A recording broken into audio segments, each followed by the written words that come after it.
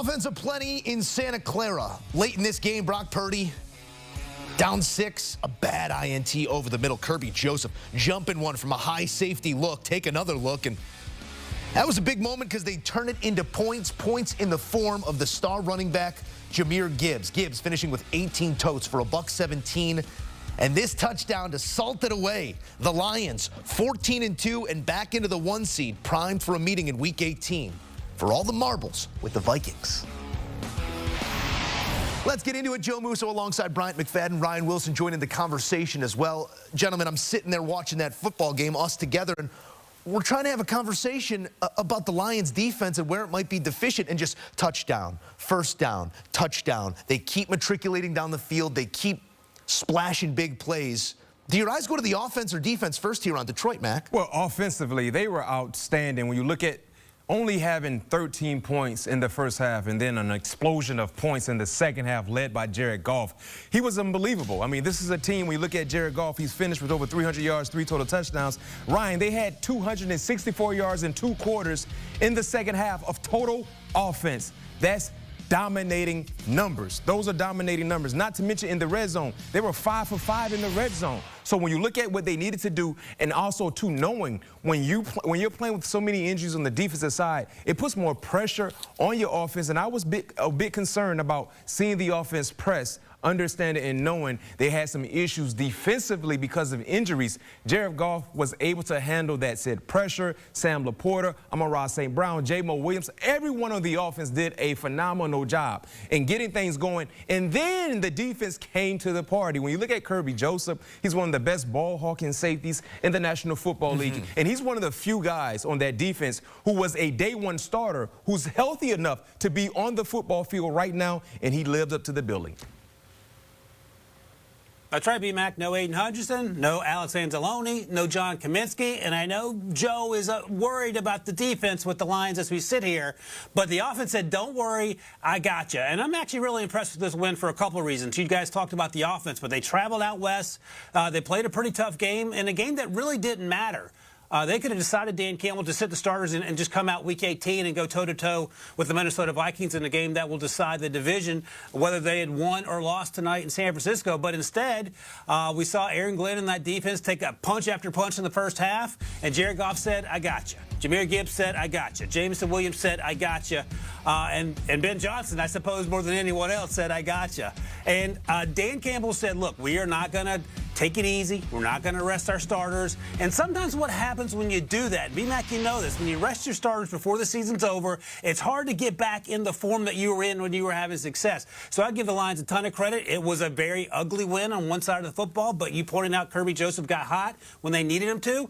And here they are. They're going into Week 18 with a chance to win the division. And they are facing a Vikings team. We'll get into that matchup in a bit here on HQ that does possess a whole bunch offensively, because when you look at this one, this is the first game since 1937 with 10-plus touchdowns combined and no punts.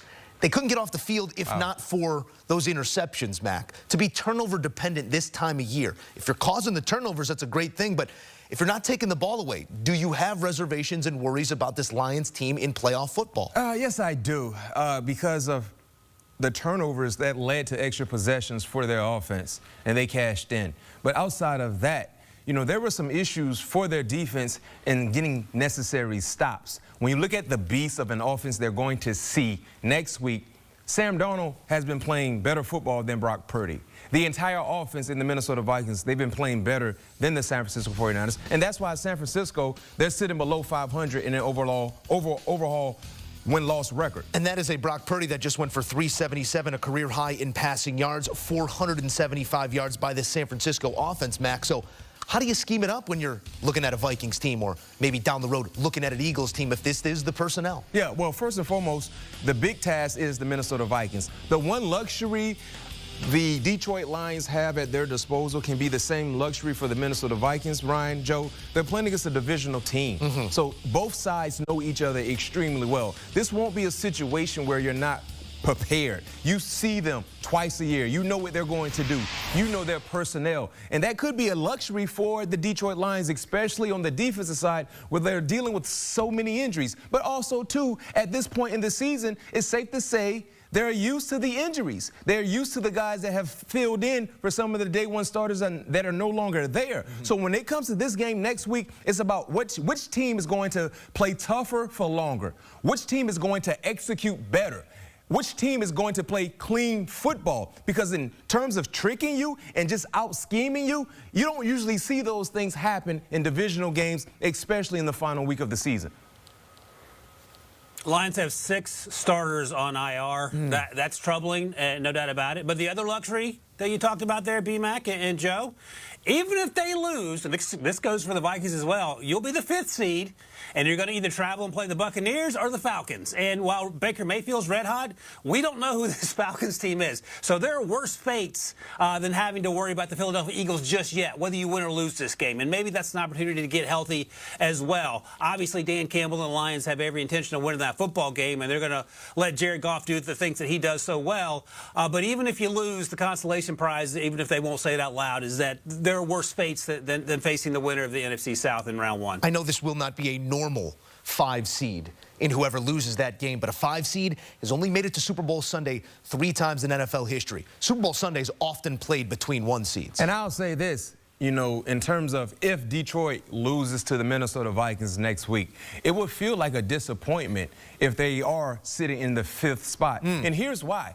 They've held on to the #1 spot in the NFC for 10 weeks. They've held on to the #1 spot in the NFC North for 10 weeks. That's more than half of the football season. And to allow that to squander through your fingers in the final 2 weeks of the season and end up being in the 5th spot, it will feel like a letdown because of how dominant you've been and how much you held on, how long you held on to the top spots in the entire NFC and the division in terms of the NFC North.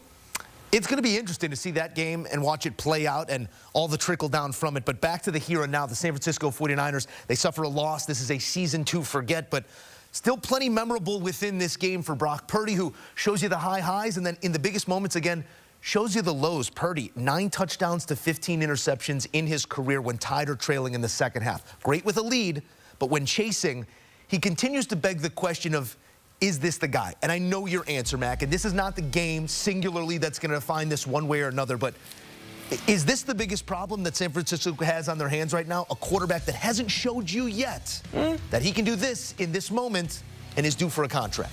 No, I don't think this is the biggest problem for Brock Purdy or for the San Francisco 49ers. I think Brock Purdy has done more than enough to really show you as an organization, I am the quarterback moving forward. No question, he had a few bad plays tonight. But think about the great plays, the great ball placement that he was able to, you know, get to his wide receivers, his pass catchers. Look at what he's done overall in his career. He has outkicked his coverage. He has exceeded the expectations. He's done nothing but win ball games outside of this bad year, not just for him, but for the entire organization.